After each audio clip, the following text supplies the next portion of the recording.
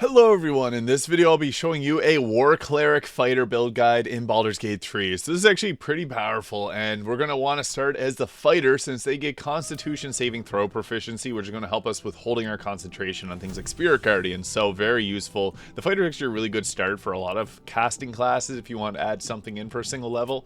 As for our fighting style, I think defense is the best asset here. Getting a +1 to armor class is huge.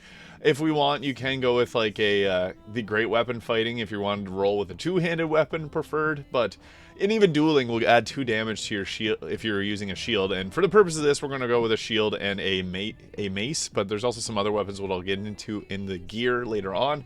But I'm going to go with defense. +1 to armor class is huge, especially early on. As for our ability scores, this is where it's tricky because we are balancing multiple stats. We need wisdom, we need constitution, we need strength, and dexterity to a lesser degree. So around here would be good for stats. We want to have our wisdom and strength at 16 if possible. You can also go with strength potions if you just want to dump your strength and put more into dexterity for your initiative, but I'm going to roll with these stats here. As for our skills, always have athletics. This gives us the resistance to being shoved. Survival is okay. I would rather take something like perception or even insight is a little bit better, I would say, but we'll go with that for our skill proficiencies. And then I'm going to go through all the levels here, and then we'll go into the gear. So I think it's best to potentially go 5 levels in fighter first, because it's going to give us our extra attack early on. Although you can add the war priest in at any time. We're going to go with this for the axe and surge at level 2. Pretty straightforward what you get here. And at our next level, we get to choose our subclass. Now, there's 2 distinct ways that I think that this could go well. So the Eldritch Knight does add a little bit of extra utility, but we have to use our intelligence or casting. So if you want to go the Eldritch Knight, I would not use cantrips. Use maybe like Minor Illusion and Mage Hand, because they don't require you to hit the target. And then for your spells, I would recommend go with Shield, because a +5 to armor class is massive.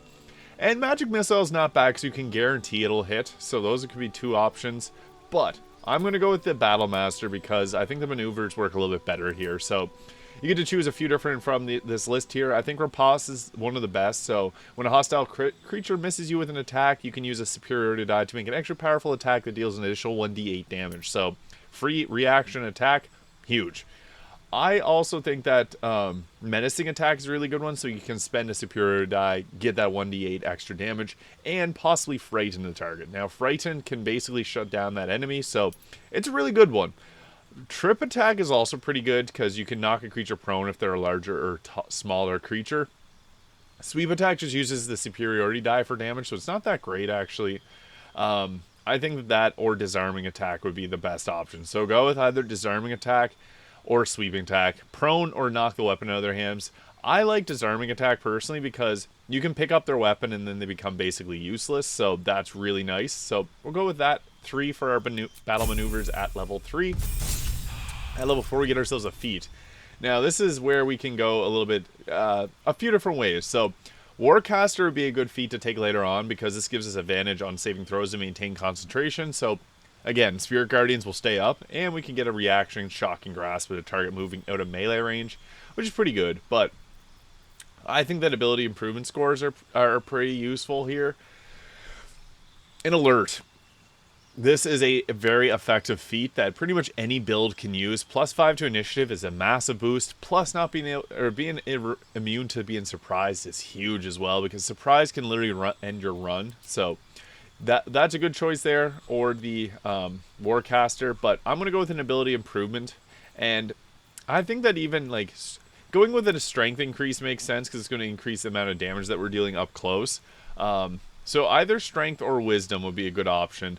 And the reason for that, more damage the better. I'm going to go and increase the wisdom here, because I'm going to add in the priest after this level here. So you get our darkness there at level 5. And then here's where we want to add in our war priest. So we're going to the cleric here. The cleric's really good, because they have a lot of utility, but they also can be like an attacking class too. So one thing too is you get heavy armor from the cleric, which is kind of cool, because they get their subclass features.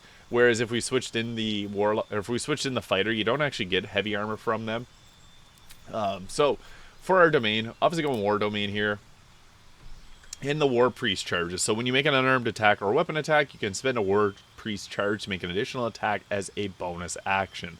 You get 3 of these at level 1, so we can attack twice and do our 3rd attack with the War Priest charge. So that's nice. We also get Shield of Faith and Divine Favor. This is a concentration for extra damage. Pick your deity. Selune is pretty decent, but we're going to go with, for our stats, I'm going to go with Create Water. This is huge. You may not use it for your build, but if there's invisible enemies, you can make them appear with Create Water. Also, lightning builds, cold builds are extremely useful. So if you have lightning damage or cold damage, any wizard sorcerers, Create Water will double the damage. And that's, I don't even need to speak about how amazing that is. I also really like Command, and that's why I wanted to take the Wisdom up a bit, because having a higher chance of casting Command is really big. And then we can also go with, I'll show you a little secret that we can do later on. I also like Healing Word, bonus action heal, up to 18 meters. If you have a teammate that went down, pick them up with that.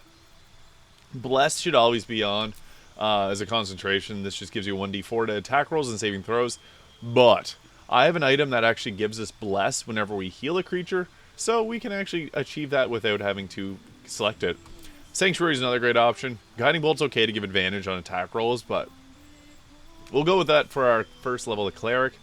And I got some cool synergies that actually work together really well in this. So at level 2 we get our Guided Strike, gain a +10 to our attack roll, so very nice. We also get Turn Undead. And we get to choose another spell, so for this one I'll probably just take Guiding Bolt, and then we'll go for our next level here. The gear options really make this a very interesting build, and I'll get into why in a moment. We can choose Hold Person here. This spell is incredibly underrated. I think Hold Person and Command are 2 of the best spells in the game, and we get them early on, which is really nice.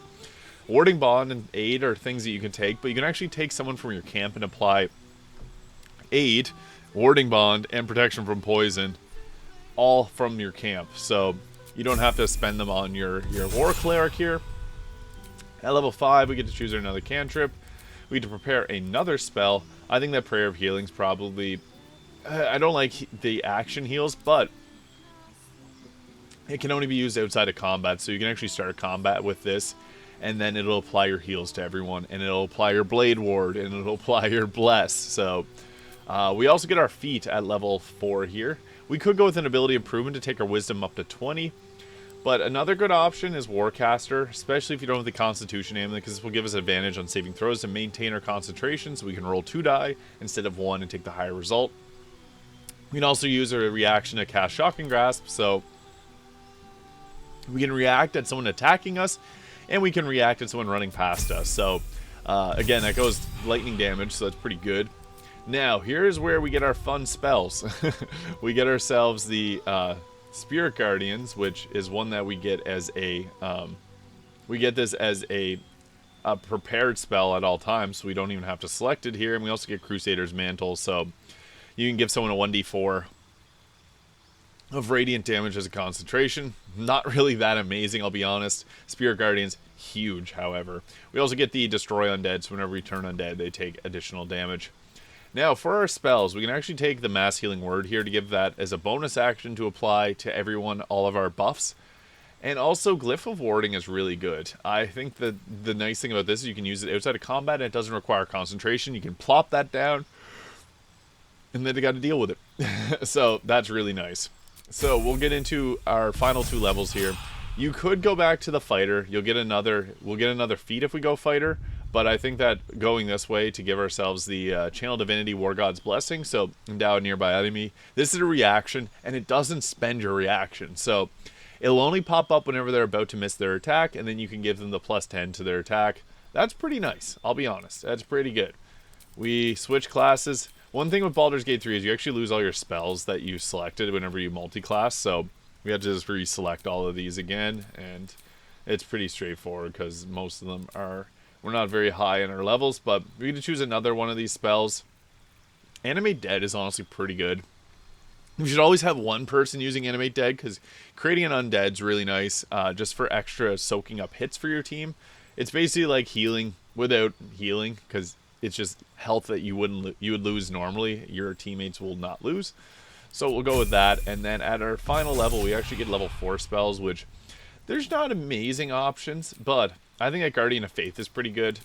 Alternatively, though, you could, if you don't want level 4 spells, you can go and take the fighter. But it's nice to be able to get a level 4 spell slot at least. So I'm going to go with that. Guardian of Faith. This is a 60 health point little dude you can pop down on the ground.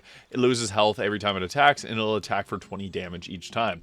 Now, you can put a globe of invulnerability around it, and it'll keep it protected and stop it from hurting itself. So, a little bit of a cheese there, but yeah, that's that for the leveling, and we're going to get into the gear here now, where we can do some really cool stuff. I'll be honest, this is a really, really cool build. So, for our equipment, we got a nice crisp armor class of 29, so that's 20 from armor, 3 plus shield.